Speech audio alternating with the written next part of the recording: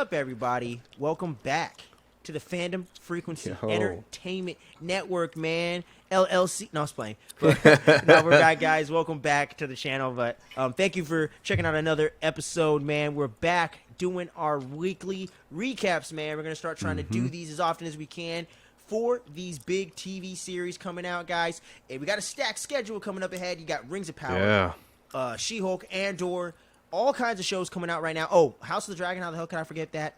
We got so much shit coming out right now, guys. So we're going to have weekly recaps for a lot of these shows. And a couple of these we're going to probably break up into like kind of like part 1, part 2 type reviews as well. So we're going to be covering all this stuff. So make sure you keep your eyes peeled. Cobra Kai Season 5 is also going to be dropping. We were just talking about that off camera. We're going to coordinate a big in-person show, man, with a few of the other homies, man. A couple other homies, man, for sure, that love the show Cobra Kai as well. May come out a little soon, a little later than the actual, you know, right when it drops. But we gonna get it to you guys because there's no way in hell we're missing Cobra Kai for the world. No way, man. But I don't want to take away from the main topic of the show today. And y'all know the deal. MCU Phase 4, that train ain't stopped rolling yet. And we going right into She-Hulk Episode 3, man. Episode 3 of She-Hulk just dropped today. I can't remember the episode title, but whatever. But Episode 3 dropped today. It's like Emil Blonsky versus the People or something like that, I believe is the title. Yeah, it was like... Yes. Yeah, pretty much. Right. Yeah, you got it right. You know what's up. But yeah, so She-Hulk Episode 3, guys, we're going to be getting into all of that. And starting off with the episode here, we had a big cliffhanger at the end of the last episode, of course, where Emil Blonsky got broken out of prison by, as we know, to be Wong, as she finds out shortly in the beginning of the episode. And he broke him out to take him over there to Zhang Li's underground fight studio so he can get some freaking Hoka Hoka fudge and some more sandwiches. You know what I'm saying? You know, hey, Sorcerer Supreme's got to eat, bro. They don't pay superheroes. We all know this, man. Falcon Winter Soldier trying to get a loan, dog. And they shit, got it's denied. hard out here, bro. It's hard out here. I appreciate that Right. shit in the MCU. It's actually kind of refreshing. I ain't gonna lie. We're back to the Peter Parker, Tobey Maguire days. You know what I mean? Oh, Rent? with the... Yeah. My rent. You know? And he's struggling to pay the rent. Broke ass Peter Parker, bro. I love that with Marvel. I love how they're bringing that back. I really, really do. Because it's like Marvel's never about the Starks. You know what I mean? That's never been kind of the forte. So I always love that element here, the kind of the blue collar stuff. And that's kind of the thing you get here because obviously we know lawyers get paid pretty well. But Jennifer's out here just trying to do her thing and trying to be a lawyer. You know what I'm saying? And she's got to find out what the hell Emil Blonsky's doing. Where the fuck? Nigga, where'd you go? No, I was playing. She didn't say that. But she's like, where'd you go, man? You can't be breaking out of prison, going to Fight Club and shit, you know, hanging out with Brad Pitt over there and the old Hulk. Come on. And the old Cut the shit. And he's like, well, I got forced out of here by the Sorcerer Supreme. And, yeah, I didn't break out of here. It was him. And I had no other choice. But I came back on my own free will. So they're going to let me out for sure. And she's like, all right, bro, I don't know if you're going to get this parole or not because that's the big thing going down right now. But all right, we'll see what happens. And then she ends up talking to her homegirl, Nikki, I believe, her paralegal, her best friend. Yeah. Who I think has been a little bit underseen in this series. I like every scene we get with this actress and this character. We need more. No, more cowbell, guys. Hashtag more cowbell. Make sure you click that bell under the video. But you know the deal. We need more Nikki in this series. But she does pop in here. She says, yo, girl, you fucking trending everywhere. And yo shit's blowing up. And this Wong guy apparently is a librarian in Nepal. And the Sorcerer Supreme in New York or some shit. Whatever the hell that means. But that's your boy. Don't worry. I'll get him. I'm a thirst trapped him with me with a bunch of books in this picture over here. I'm like, Wong, you got to get out more, man. I'm like, oh, my God. You looking at the books and she's in the picture? Goddamn, Wong. Come on, man. But yeah, so then she's doing that. And then freaking She-Hulk's over here. Jennifer Walters over here breaking the fourth wall. And the car doesn't go off the freaking lane, apparently. It just drives itself. I guess she got herself a Tesla over here. And pretty much, right? To the camera. And that cracked me up, though, because I don't know if they do that on purpose to make it funny. But to me, I thought it was fucking funny. I'm like, you're talking to the camera and no one's driving the car. At least Deadpool, he'd be like frozen in time or something. I'm like, hey, is anyone going to drive that? But probably their own taste to it. A small detail, but it's just funny. I really love the fourth wall breaking. Just a quick aside, in this episode, I think it's probably my favorite fourth wall stuff we've done the whole time. Right. Personally, but there's like some, yeah. Like I really like the things like the A plot and B plot coming together. And then she just comes out of she like comes into the camera and comes out. I was like, I really think she's hilarious, man. But one of the big details. Oh man, I'm forgetting the detail here. Oh yeah, Fuck, I'm losing my train of thought. So yeah, so Nikki was over here talking about Wong. There's a big detail I'm missing here.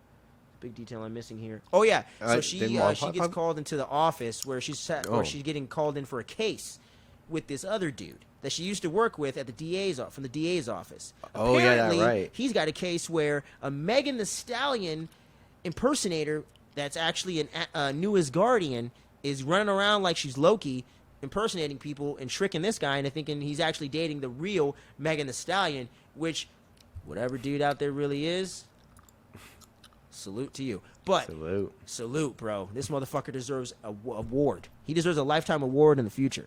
I'm telling you, bro. That's some good stuff. But going on from there, so she's like, I don't really know if I could work with this guy. Plus, you're kind of a dumbass for thinking you could pull Megan the Stallion anyway. And then Wong's ass shows up and he's like, hey, I heard you needed me. She's like, oh, great timing, I guess. Let's go talk about this shit over here. She's like, well, you know you can't just be breaking out people out of prison, right? And he's like, whatever. She's like, oh, so what should we do with him? Throw him in the mirror dimension, the dark dimension? What do you think? She's like, no, we're not going to do any of that shit. I'm trying to get him on parole. Like, we're not throwing him into dimensions and shit. And like I said, Benedict Wong is a fucking national treasure in the MCU. Dude, we're not even in the this isn't the multiverse saga. It's the Wong saga, bro. All right? Dude, we've seen him everywhere across Phase 4, bro. It really is, and I'm not complaining at all. Yeah, I love how this dude just keeps getting paid. It's like, it's good to see. Like, I love how Samuel Jackson and fucking Benedict Wong get to be the people coming up in here and just getting hella cameo checks and shit like that. It's good to see that representation right there in a fun way where you don't have to get political about it and shit, but it's like, it's cool to see that. I'm like, that's awesome, man. They just get to keep coming back. You know what I mean? They're awesome characters. It fits into the story, and it's like, it's just good representation as well, and just bringing all that stuff coming full circle. I really love all that. But now I remember what I was going to bring up. So the part where she was talking about how she's blowing up on social media and all that stuff. This is the best meta moment ever. Or not ever, sorry. One of the best meta moments I've seen since Deadpool 1 and 2, where you see all the social media reactions to She-Hulk. Hashtag me too. What's the hottest female superhero? Oh, there's no more dude superheroes? She-Hulk, get your own name. Why can't you pick another super? It's like, dude. Yeah. It's kind of like that. Whoever wrote that scene in there deserves an Emmy Award. It's fucking brilliant, because that's literally the reception to the show. Yeah, it's literally the live in real time reception to the show. Yeah, it's like they seem like they already knew like this the kind of like backlash they were gonna get and everything so forth with like a lot of people viewing it pretty much. Captain Marvel and Wonder Woman, dog. Every time. Yeah, which is like at some point it is kind of ridiculous too. Yeah. Like girl Hawkeye. It's not like these characters were set up a decade or two before this or nothing. Huh? But yeah, why did she pick this superpower? Get another one. It's like, bro, she's in a fucking car accident like in the show. It's like, but people do that, bro. Like you said, like, man, you didn't read about Song of Ice and Fire? You don't know shit. Well, I kind of said I didn't know shit at the beginning of the video if you would have paid fucking attention to it. Right. You know? So it's like people just like, it's like people don't pay attention to the facts or don't get the facts. They just make assumptions. Like, to me, that is the most brilliant piece of writing in this show yet. It is amazing. I literally was fucking like, gave a standing ovation. I was like, see, this is why the show is underrated, man. I'm telling you. Like, it's not top tier television per se, but this is good writing. This is some of the best writing in any MCU show. For sure. I don't care what any of y'all say, man. This is some of the best writing, man. And then just going on from there, dude. And then she has to deal with this whole Wong situation, trying to get freaking Emil Blonsky off the stand and shit, and or into parole and all that. And you meet his 12 soulmates over there, which I gotta say, hats off to you, dude. Freaking 12 soulmates over here. I'm like, this guy's prison wasn't too bad for this guy. I gotta tell you. Oh no, he's great. He's already like having like a whole life figured out once when he gets out and stuff. Yeah, for reals, man. And then he ends up transforming into the Abomination, scaring the shit out of the entire jurors or jury, whatever you want to say, scaring the shit out of the jury and bringing in all these guards and shit. And they're like, he's like, oh, everyone, calm down. Calm the fuck down. He's like in full control and stuff like that. Yeah, like he's good. Trust me, he's good. And then she's like, all right, change back. And then he has no clothes and shit. And she's like, all right, well, we'll adjourn and talk about this shit, but get this guy some goddamn clothes. And then she's like, all right, fine, we'll figure out what's going to happen with this later. And then she's over there dealing with the Megan Thee Stallion case over here. And then she's back in the courtroom watching this whole thing go down. And then she ends up becoming a witness on the stand when they're trying to prove the fact that this dude would actually be dumb enough to think and actually delusional enough to think he's actually dope enough to attract someone like Megan Thee Stallion to want to go out with him when someone that popping or that freaking attractive at the same time is not going to be looking at you. Right. Some dude from the DA's office. You know what I mean? So I really liked all that dialogue as well. And freaking Tatiana Maslany, man, I got to say, is so fucking funny in this show. She is so hilarious in all these scenes. Like, when freaking Abomination's flipping out, she's trying to calm everyone down and shit. And then she's all trying to hide out in the bar, and everyone's like looking at her and shit. And Nikki's like, dude, like everyone's gonna know it's you. Like you need to start getting used to this shit. There's no way you can hide from it, right? Yeah, she's like, you need to start getting used to this shit, man. And then dude from the freaking Megan Thee Stallion case comes in, and she's like, oh, A plot and B plot coming together. Another fourth wall break right there. And then you're like, oh shit, I like how like they're calling out the little thing with the A plot and the B plot coming together and all that with the shape-shifting Asgardian over there. And then you got a quick little Megan Thee Stallion cameo as well in the courtroom scene right there. Her first official acting cameo, I believe, or one of her first ones. But oh shit, Megan Thee Stallion is canon to the MCU universe. Never thought I'd ever say that sentence. But anyway, hey, everyone likes body, right? Even Loki and shit. He's over here bumping. He was over there bumping it in the multiverse. But fucking, what's his name? Boastful Loki. He's blasting that shit. Boastful Loki, remember the Black Loki, as I say. Oh yeah, Loki. That's what I was looking around to say. Yeah, Black Loki. But yeah, man, and then you get the whole courtroom case and all that shit, and then all that's handled and everything, and I don't think he ends up winning the case or whatever. And then when Jennifer Walters is going to go home, did I skip something? No, I think didn't they say they were going to take it up to trial because of the shapeshifter kind of like they did still say they were doing going to that take it whole up to trial because the shapeshifter was fucking around impersonating the judge. And and stuff like that. Yes, yeah, I did miss something. Thank you. Yeah, that's right. Yeah, so then she was running around causing Loki mischief over there, and then they took it to trial, so it's going to go to trial. So that's probably what the next episode is going to be about. So the Megan Thee Stallion thing continues, and I think she's probably going to pop it to the next episode here. I think because if it's still going on, and now Jennifer's her lawyer. So that's a whole thing right there. So she actually could be kind of a part of the show for a little while. So it's going to be kind of interesting to see if that comes through. But we'll get more into that in a little bit. But yeah.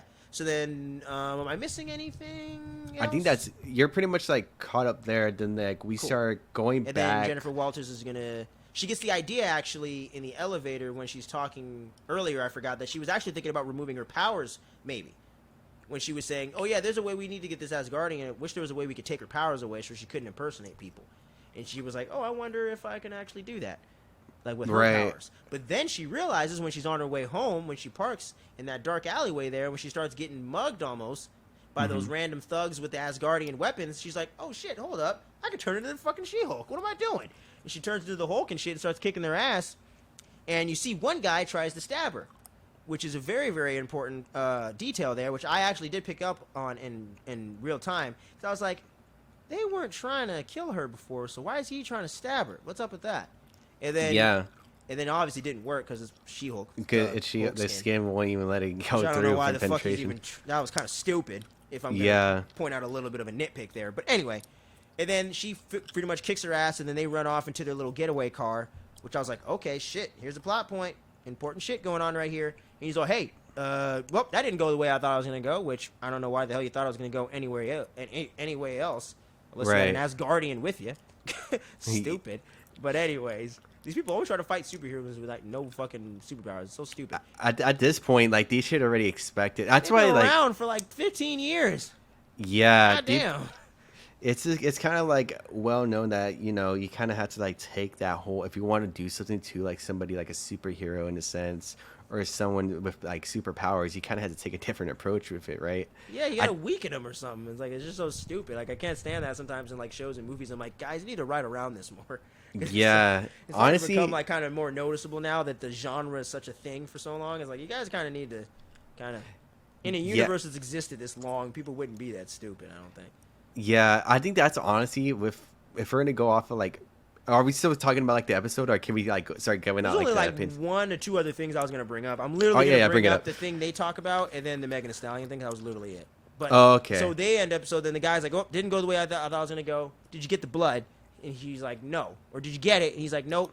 It couldn't pierce her skin." So you'd assume that was a syringe because it did look like a weird weapon. That was a blade, or it didn't look like a blade or a knife when I looked at it.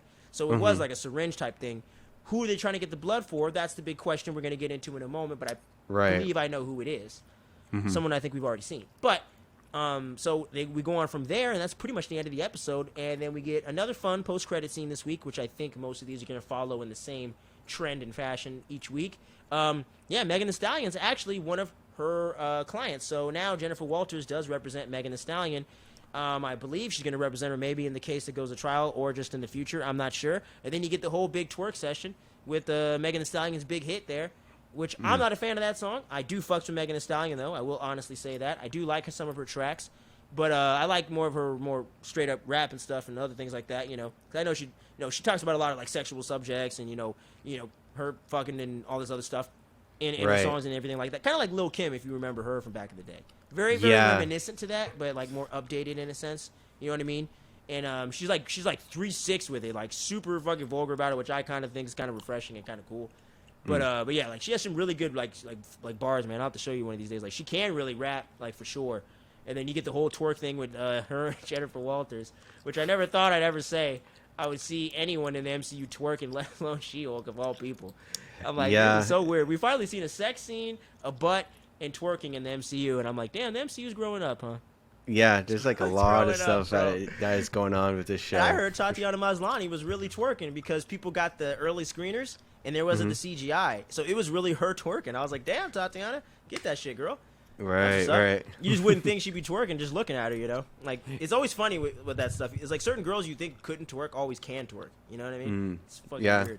But anyways. Weird dynamic, moving on here with the twerk tangent. But yeah, that's pretty much it.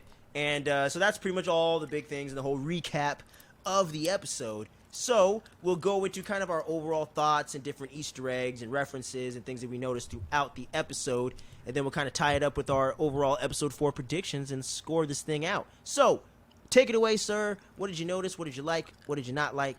Give me the tea, man. This show, this episode was still, I would say it's like neutral, okay-ish. There was some like I kind of like realized what people were talking about, like with the goofiness with within this episode, and I think they also said the next episode. I think for me, it's for sure like the courtroom. I think the courtroom, they could have, you know how you mentioned like how people still try to mug superheroes and stuff like that, and they still try to do like a syringe, a knife, whatever it may be. I think with the courtroom, I would have thought they would have had something a lot more different that kind of has the accommodations of superheroes and like people who have powers, stuff like that, to kind of have them be in control instead of them having to appear in a regular courtroom. Like for instance, with the shapeshifter going up with the whole judge, I would have thought that they would have had something there. Like, okay, it's obviously not like the judge. It's like obviously it's the shapeshifter or something like that. Agents from SWORD are gonna be the bailiff instead of a regular bailiff, something. Yeah, something like that too. And like they would have had like a different kind of scenery when it comes to the courtroom because it's not something tradition.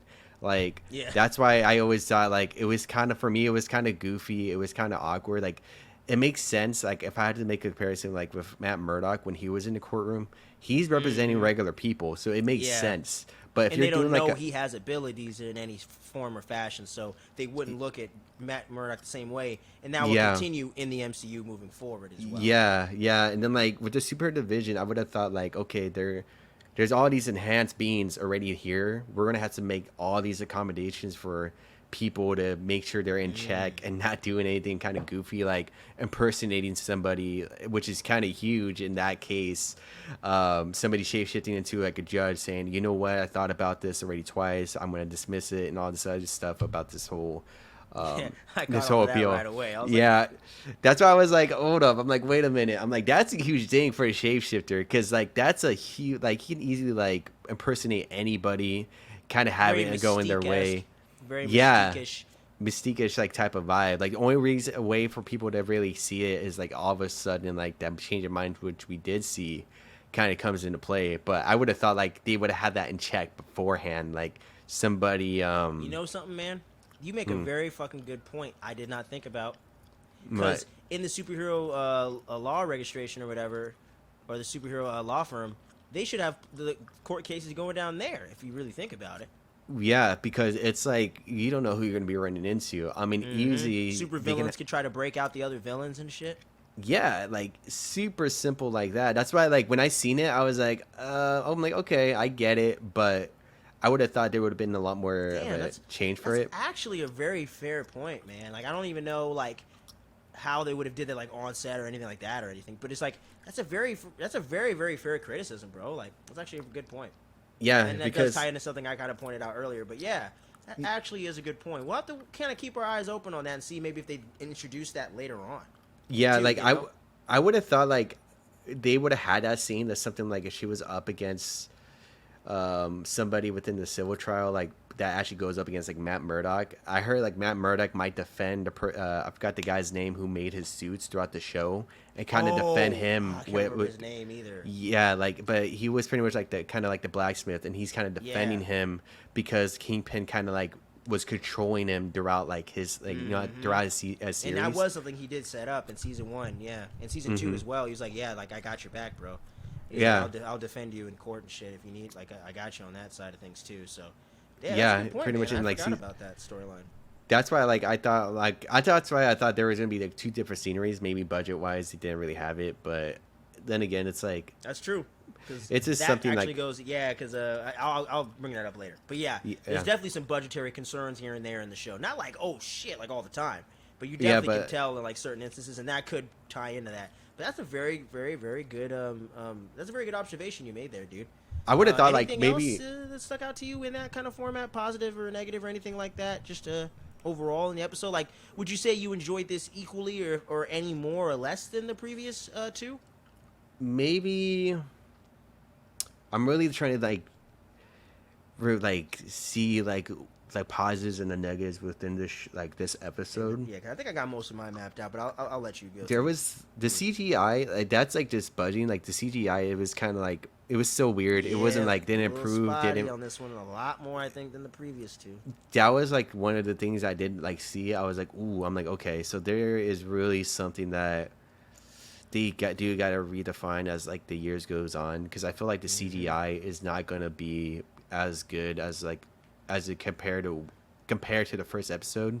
Like it's kind of like declining a little bit, and I can see like a lot of the budgeting that can go with it when it comes to making a character be who she is, and also have all these cameos. Wong, yeah, and then like even Megan Thee Stallion. I don't know how much she got paid for that. I didn't really know who she got paid fat, bro. Because she's like. Yeah, she's at that level where she probably got paid a couple million or something. You know what I mean? At least. And then, like, for me, like, I didn't really know who she was, like, going into the episode even beforehand. Like, I feel you. That's why, she's, like, huge in hip-hop and pop culture right now, bro. Like, she actually, like, I think she's, like, won or was nominated for a Grammy or something like that.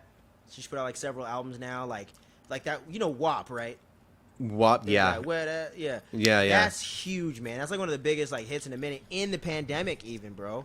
That's a huge hit. So it's like she's definitely one of the biggest like names up in there, and she hasn't been around like a gang like a long time. She's really been popping like or getting real popular just for the last 4 years. That's probably why like I haven't really like heard too much like, or in my day to day I haven't really heard too much about her. Like locked into the hip hop culture in that sense. You know what I mean? Like everything that's going on and all that kind of jazz. So it's like I'm actually not surprised, but that's kind of why those cameos kind of happen too. So she's kind of marketing herself to people like you that don't know the music, right? Like you could have heard that freaking song at the end of the post credit and be like, damn, that shit slaps. That's making the stuff. You know what I mean? So it's like it's definitely in that kind of vein, but it also kind of reminds me of those old school sitcoms back in the 90s and late 80s and stuff where you got a lot of those cameos, man. Coming like into Full it. House, Fresh Prince. Fresh Prince had the ex-president of the United States, Donald Trump, up in that shit. Way back in the day. You know what I mean? That's true. Yeah, Malcolm in the Middle and freaking, you know, The Office had some big cameos in there every now and again, and freaking Modern Family has some big ones from now.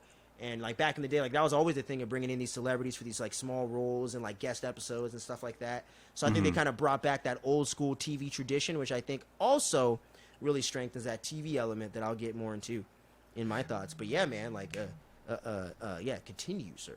I think with also too, I think the fourth wall, I do appreciate it, but it feels like not as natural and compared to like, I would like only comparison would be to like to Deadpool within like the superhero like comic that's scene. one that comes off the top of your Yeah, head. there's like some of them that would work, but there's some of them that I'm just like, they probably could have done a better setup when it came to her kind of like kind of like talking to the audience at some points. I have a funny example. I don't know if you remember this show from back in the day on Nickelodeon. Ned's Declassified School Survival Guide. You remember that show? Yeah. That I actually remember was that. like the first time I ever saw that. Like That fourth was wall breaking. fourth wall That breaking show's within actually shows. kind of underrated in that sense. I actually think that was actually really brilliant, I remember, especially yeah. for a kid show. And it was worked in like seamlessly. Mm-hmm. Like he would always like break the fourth wall like at the perfect times, bro. Like it never like fucked up the thing. So I was like, that was just I don't know why that just jumped into my head, but I was just trying to think of one of the like the earlier examples I can think of outside of this genre. Way before Deadpool, you know, and Ferris Bueller. If you ever seen that, yeah, for sure. That one, perfect, man. I think if they went towards like that route, like Ferris Bueller's route of like breaking kind of like the fourth wall within that direction. I think that's kind of what they're going for. I just don't think they're necessarily executing it. It's not like, John Hughes writing it, so I think it's like not like nailing it. Right. Yeah. There's like some of them that it sticks. Some of them doesn't really stick. But yeah, I feel like the fourth wall could like the execution could have been done a lot more better. But I really want to see a lot more deep delve within like Jennifer Walters like character development. Like what do you mean more specifically in that? Like more of her like with the like more deep within the conflictions with her having the abilities and stuff like that, and then kind of really delve into like what it really means to be a superhero being. Trying to deal with like the lawyer stuff and everything like that, because it feels like a lot of the cameos are like, it feels like for me like a lot of the times within the episode that I'm usually more happy about is usually like the cameos and the Easter eggs. Like this episode, this week's like episode, like I didn't really notice too many Easter eggs compared to like the last week's, but yeah, I don't think there was any like bigger ones like that. I only noticed one. I'll wait till my part, but there was just only one I saw. Right. But like, I think for me, it's like they kind of like the cameos is what's kind of like continuing making the show go, making me really want to like watch within like the upcoming week to see who makes the appearance and everything so forth. Like for me, obviously this week it was Abomination, and it was also Wong too, like who made pretty much made the frequent appearances and stuff Wong like that. Saga, baby. Yeah, and then that's why I was like, all right, like they're cool, but I want to see more of, like the confliction within her character. I know it's like a comedic thing, but kind of see like of her to what just it really to means. Focus on Jennifer more, and just to have her like kind of those moments we have had, but just maybe like longer scenes in that, like how she's talking to Nikki, like I don't really want all this attention and stuff like that. Yeah, have more of let them have that discussion for like maybe 2 to 3 minutes before the dude from the DA's office comes in talking about Megan Thee Stallion and shit. You know what I mean? Like it's like maybe like let those moments breathe a little more. Like, instead of just maybe like being rushed over. episode 2 with her family, I thought was a great example of that. Yeah, like that would have been amazing. Seeing a little bit more of like how she was, like a little bit more like how she was as a person, like throughout the eyes of her parents and stuff like that. How she was growing up, upbringing. I liked that with the scene with her dad and the scene with her brother and stuff like that, like at the dinner table. I thought that stuff was really fun. And like more of those moments you feel would get you more connected to just her as a character, really, right? Like you feel like the show's enjoyable. I'm not into She-Hulk. It's like not that you don't like her, but you're just like I want more She-Hulk. But the story's cool. But I want more of this character. I want to get more of what her journey is and what her thought process is and where she's gonna go and where she and what she thinks about all this and stuff like that. That's why it's just. That's why I'm hoping within the next couple of episodes, because I know episode 4 is kind of gonna be in the same ballpark, but I'm hoping from what we've heard from some of the early like critics and pundits, like that's why I'm hoping like within like the later episodes we kind of do see more character development. Like it's all this comedic, serious, comedic fun tone, but like as time goes on, there's more consequences for the character because we haven't really seen who. Well, we've seen like kind of like that whole syringe thing of someone trying to get her blood. We won't really know further down the line, and then that's for when 2 to 3 more episodes we'd guess. Yeah, and then that's when like Bruce Banner kind of like his like teachings would tell her like, okay, so there's going to be some baggage that you didn't really are going to be asking for, but there's going to be people coming down the line that wants to take your blood, for instance, or have some type of confliction with you because of your power. And like Vision even mentions that too. Like if there's like such greater force, there's always going to be someone in the opposing force that's going to go in conflictions with it and stuff like that. Freaking great pool, man. That's a freaking great example right there. Yeah, See, yeah. Freaking Vision. Kind of miss that guy with the philosophical things. He has so many great fucking quotes, bro. Yeah, like What that is guy. grief if not love persevering? I'm like, Yeah, that's dude. fucking like, I'm like, that's Marvel? Like, sounds like some fucking Shakespeare shit. Unless it is, and I don't know, but Vision is that something dude. like that. I was like, damn. Like, you know, see, that's why I be pushing back that Marvel ain't cinema. I'm like, you niggas ain't paying attention. That's deep, bro. There's like That's a lot. pretty deep. Yeah, there's like a lot of that. I think just overall, like, it's just wanting to see a lot of that. I mean, the characters so far, they're okay. I would just say like they're okay. What would you say is your opinion? Like how do you feel about Tatiana Maslany's like performance and like the portrayal of the character so far? Like regardless of like the writing, storytelling, but just her, like. Just her, like, as an actress, like how she is, she does great. I feel like she could really do amazing if like the writing was slightly tuned up a little bit better, in the sense of like, because like I know there's like a comedic route that they can still do with the show and still make it like a superhero type of theme. Like most of the MCU, like the best MCU, like Guardians 1. Iron Man, Endgame, Infinity War, all these things, within tons of laughs in those movies. There's like within like a lot of that, and then like that's why I feel like her as an actress, she's great. But I feel like if she was given like better circumstances of like how like they are kind of like telling the story about her character, like if they had that a little bit better, the show would have been a lot more enjoyable as of right now. I can't really give like harsh criticisms yet until I see like a full picture of it, because it's like really judging something that we haven't you're really not saying fully for the seen series, but just where you're at, like just at this pit stop. That's where I'm at so far. Yeah, but and hopefully hopefully those things will start to change and evolve as we go through the rest of the series. So you're like, I'm not like the jury's not out, pun intended. But it's like you're just like, oh, okay, let's hope you start to tune this up. Yeah, because like with her Tatiana, she does like great. I wouldn't mind her portrayal later on, like throughout like the upcoming I'm totally upcoming cameos of shows, movies, whatever it may be. She's cool. Like I'm kind of glad to see where they're going to take her character after this series and things related to that. But I think her as an actress is great. Her friend, I don't know. Her friend was like okay. I think her name was like we said it was Kat, right?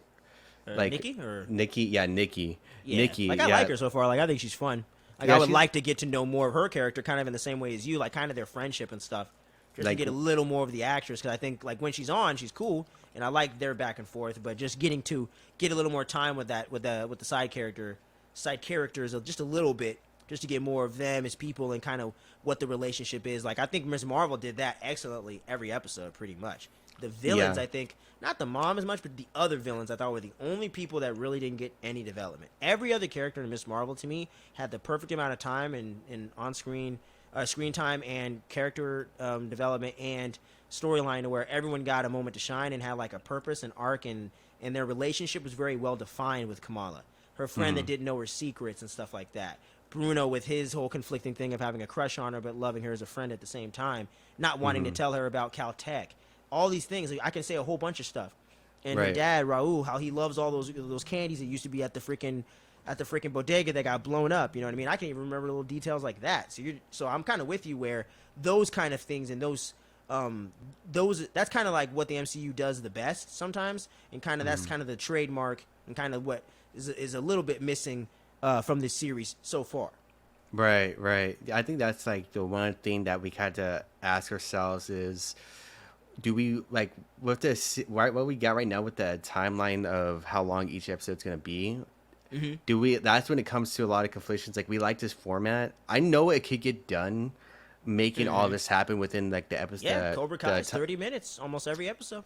Yeah, it's 30 something. Yeah, so it could be done. I think it just depends on who gets their hands on the series and how they're like what pacing they're trying to go for. Because I think that's what's kind of really missing at this point. Because he got the time length right of like what an TV episode should be, but it comes down to the quality of the storytelling and how they're going to pace it out within that time frame. That's what's kind of really that struggle for this series so far. And I'm hoping like maybe later on down the line they do get a grasp on it, but we won't really know down until the end of the series, which is like mid-October, I think mid-October. Yeah, I'll double check right? real quick, but yeah, I think it's like the second or third week of October or something like that. I think it's the week of Halloween ends or something. Yeah, She-Hulk. Yeah, the She-Hulk finale is literally the day before Halloween Ends drops, but pretty much the day it drops because Thursdays and shit. So yeah, so, yep, same day as Halloween Ends in theaters, man. She-Hulk's gonna be closing shot for the time being. But yeah, man. So I guess I'll get into my overall thoughts. But overall, I actually really enjoyed this episode for the most part, man. Like, I definitely agree with you. At times, the humor gets a little too silly for my taste sometimes. I know for like some people it'll work. That's when like comedy for shows sure. is very subjective. That's why I'm not really like nailing it down. That's to not that my point. main concern. Yeah, that's why I kind of was getting it out the way too. Like that's probably like the only thing that was really bothering me, like more so throughout the episode a little bit. Was like sometimes I thought the humor was a little silly, like the Megan Thee Stallion thing. Well, it's fun. You know, I am a casual fan of her and stuff like that. It's a little silly, and I thought they could, it doesn't necessarily tie into the main plot per se. So sometimes when you're going away to focus on those kind of things, sometimes you're losing out on some of those deeper character moments and the character building type things and stuff like that. So I totally agree with you on that point. And when it comes to the cameos, I'm with you. Love the cameos, man. Wong comes in, and I just feel like they always find a perfect way to bring him in that makes sense. I don't think he was like shoehorned in this at all. I'm not saying you were saying that, but I don't think he was shoehorned in this at all. I thought he was worked into the series very perfectly, and I don't think we're going to see him anymore in the series. So I think he kind of came in, did his thing, came out, and he was a lot of fun to see his dynamic with She-Hulk for a little bit and all of that. And let me see, what else was I going to point out? Yeah, and I liked all the fourth wall stuff in this episode a lot more than the previous episodes, at least for me, for the most part. Either it made me laugh or I thought it was placed like at the perfect time, where she was like, wait, so Wong's in the show too and this guy's in the show too? Well, don't forget whose show it is. So I kind of like how they kind of address certain criticisms and certain things that people kind of process and think about excuse me, while watching TV shows and movies and things like that. So I like that they're somewhat self-aware of what's kind of going on around them and kind of like the overall fan base that's watching the show. I think that's really cool and kind of works in its favor of the fourth wall breaking, where I think in episode 2, I don't think they really worked it in well at all. In episode 1, I thought the one with Hulk looking at her when she looked away, when she didn't want him to know that she was talking to the camera, I thought that was funny.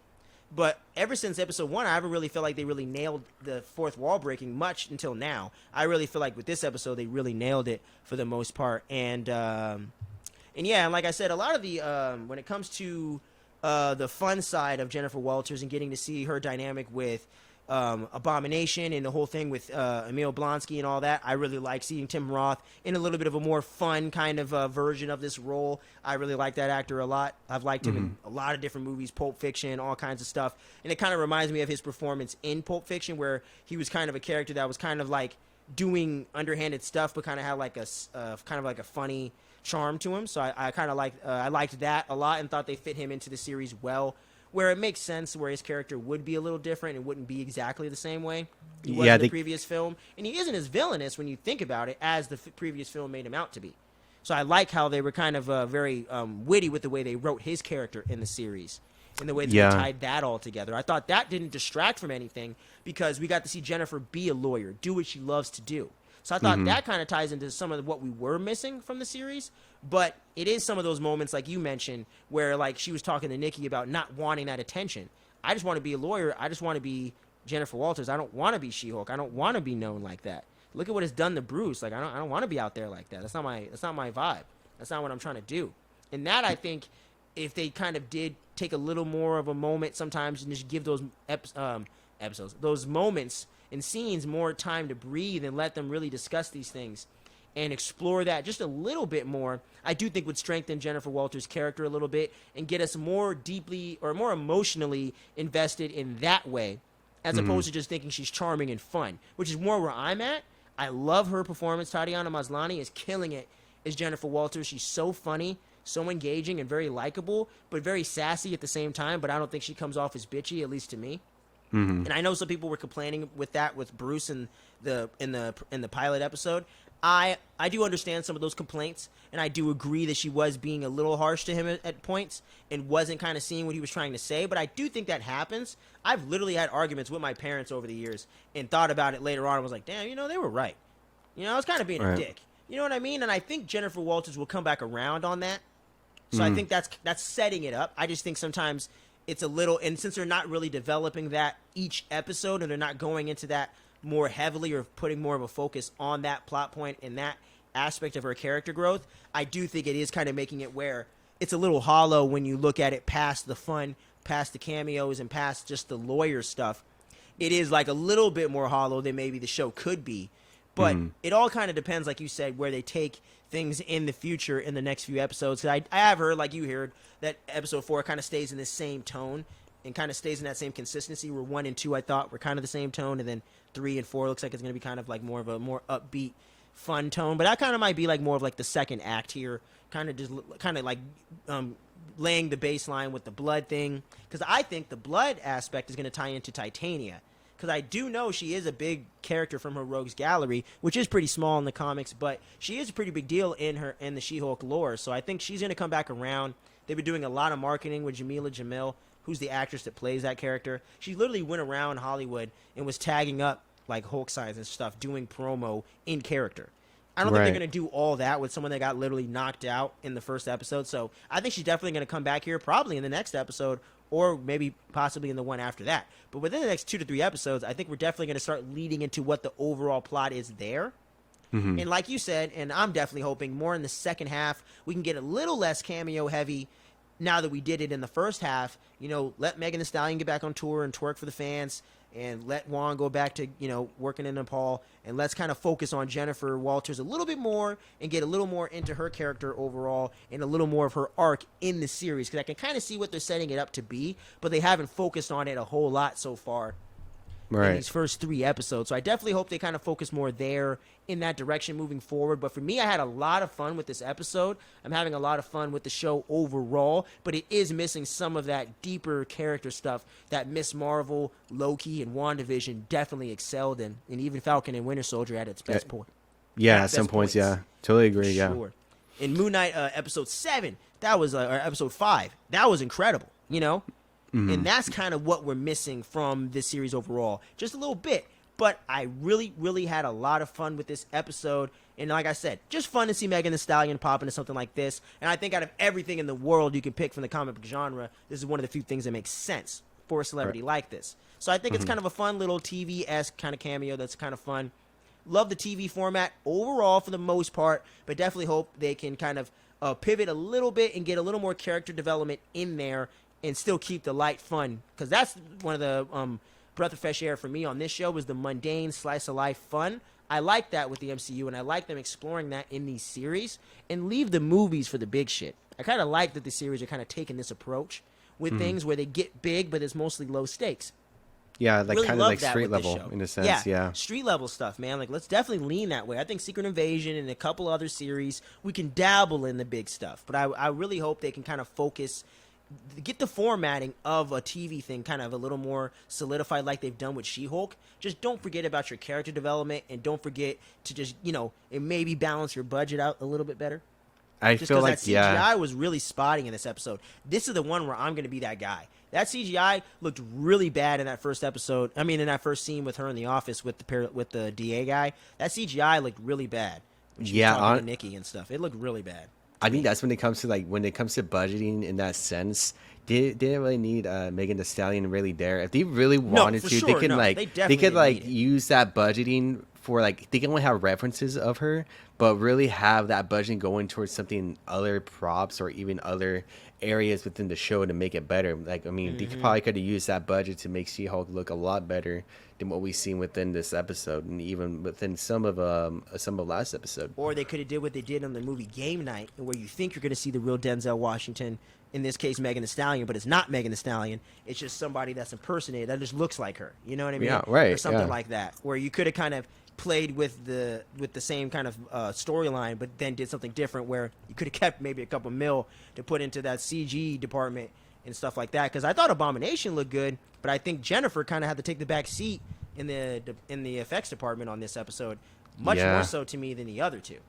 That's for sure. I think that's when it comes to the thing I'll mention now that I was going to mention later on towards the episode, that there was like a lot of creative issues when it came to this show. I think that's why there's something that's kind of feels like kind of off with some. I did hear some rumblings about like budgetary stuff and stuff like that, which sometimes doesn't affect the show like immensely. Because, you know, but it's like it does depend on what the budgeting was affecting. So it's like a lot of what you're saying. It's like a lot of budgeting, and it's some of the creative side as well. That's why, like, I don't want to really fully critique it and really see, like, oh, okay, so this is what they would mention, because they were talking about the something with like a lot of confliction within the creative side for like months back. Like there was like a lot of stuff that were kind of going on within like either the writers' room, the CGI room, and things related to that within that side of the realm. And that's when like I was like, okay, so maybe like they kind of got something situated, like possibly down the line within the later episodes. But until then, until I fully see the full product, I'm like, okay, so this is what they're referencing. I'll be able to see like, okay, so this is what they're meaning when they're talking about that, right? Yeah, hopefully, maybe we just have to like this first half is kind of where the cooks are in the kitchen, and then we kind of get more of what Jessica Gao was trying to really pitch from the beginning in that second half. More and more well-rounded, you know what I mean? 'Cause I think episode 1 I thought established it really good.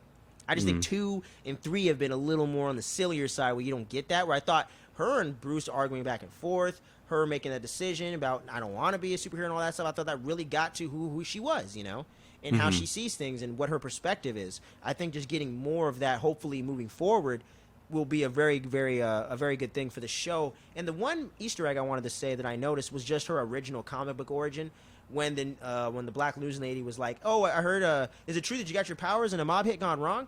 That was literally her original comic book arc. Yeah. Right. Okay. So I didn't pick like that how up. they do it. Yeah. And they've referenced a couple others like that within MCU and the Fox Marvel stuff. So I like how they do that sometimes in these superhero movies. I thought that's really cool. Just for those that know it, you know, you can pick up on that little detail. But that's the only real big Easter egg I noticed.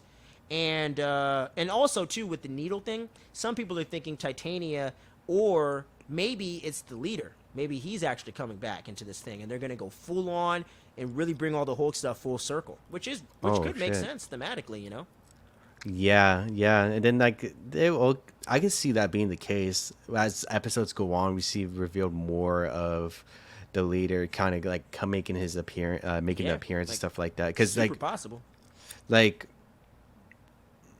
I think that's what we probably won't really delve into until like the next episode. Yeah, probably at least another episode or so, and kind of really see where they're taking that storyline, unless they really just get right into it next episode. But yeah, that's why I'm not going to speculate too heavily on it. But I think it's definitely him or Titania. I don't really think it's anyone else like Kingpin or the like. No, I think at this point, Kingpin, I think they're going to save him for Echo for sure. They're definitely going to save him for that show, which is coming out, I think. Yeah, we're getting Echo within between like June and I'd say January and May of next year. So somewhere in that. Oh yeah. Frame. Yeah. So that's why it's not gonna be none of them. It might be like it might be a new player, or it might be like one of those B characters, Frogman over here or something. You know what I mean? So it could be something like that. Yeah, we haven't seen Frogman just yet too. So that's why I was like, okay. Yeah, got 6 episodes to go. I haven't seen him yet. But yeah, I think it's definitely going to be like a Titania or a leader situation. Someone already tied into the lore or this series, you know, within the Hulk kind of universe, if you will. Yeah, that's why I'm like, okay, so as long as we got something there, at least now we have like some type of big plot point to kind of look at and like, oh shit, okay, cool. Something more serious that we could be like, okay, damn, Jennifer's going to have to deal with that, so... Yeah, it would have been nice to see like kind of like, because like we already seen like her trying to live as a lawyer as like a sub point leading up. Yeah, they definitely established that very well, which I think is good.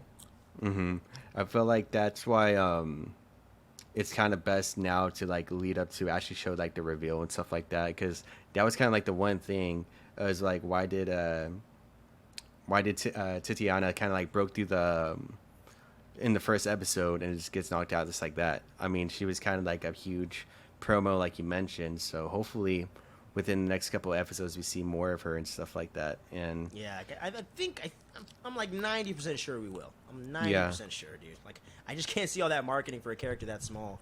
When compared to every other series, the only characters they marketed like that were characters that meant something. You don't got a ton of Ralph Boner posters going around. They didn't have Ralph Boner in the streets running around dressed up like he was, looking like he came off the set of Full House, looking full Quicksilver-ish and shit. Like, they didn't do any of that. You know? So I'm like, I feel like she's gonna play a part in the series. It just, I think they did that just to subvert expectations and not and introduce villains all the same way. Ooh, who's this bad guy at the end of the cliffhanger? And then you'll find out in 3 episodes. I think they just wanted to do something a little different and kind of subvert it a little bit and kind of stick with that tone of kind of like, oh, you think you're gonna get this, but you're gonna get that because this is a comedy, you know. So I think they're kind of playing into that more so. But hopefully, like you said, things come back around full circle in that regard, and we get an explanation of what was going on with Titania and all that. But yeah, man, like I said, for me, very enjoyable episode. I definitely enjoyed it more than the last one. I think it's probably like equal with the first episode, I'd say, for me personally. I really liked it. I'd probably just give it a solid 7, man. It's just a fun episode. Solid. I think for me, I think my skill was at 5.5. Going back down to a 5. I'm giving it like I'll give it. I'm not have to knock it down 0.5 points for this episode. So it's at a solid 5 right now. Damn. And I had a feeling too because of what I've already heard from like the early screenings and stuff like that. And I'm like, all right, it might knock it down. It might stay at 5.5 or a 6, but it's for sure a 5 right now. And it might improve over as the time goes on, but I'll give it a solid 5. Yeah, like I would definitely give the series like 6.5, 7 at most right now. Like it's not like super dope, but it's like it's really good, really solid. I'm very entertained with it. I don't have a ton of like major complaints, just more minor complaints and a few nitpicks for sure. But I just want to give the series, as you said, just want to see more of the full run before I judge it too harshly overall. But yeah, very fun series overall this far, man. And I love all the MCU tie-ins and stuff like that. I think that's been one of the biggest strong suits. Just good formatting, good cameos, and good world building on that one. But yeah, man. So that's pretty much our review, guys. Recap all of that for She-Hulk episode 3. Let us know what you thought about it down below in the comment section, man. And if you're listening on the podcast feed, drop us a line on IG or Twitter, man. We'd love to hear about your thoughts on it over there. And for each and every one of you listeners and watchers, we want to thank you very much. We actually just hit our 54th subscriber today, my friend. And, we're getting one step closer to our 100 goal by the end of the year. 100 subs by the end of the year, guys, on the YouTube page. That's the goal. That's the frame mind. And then I also wanted to make it live in real time.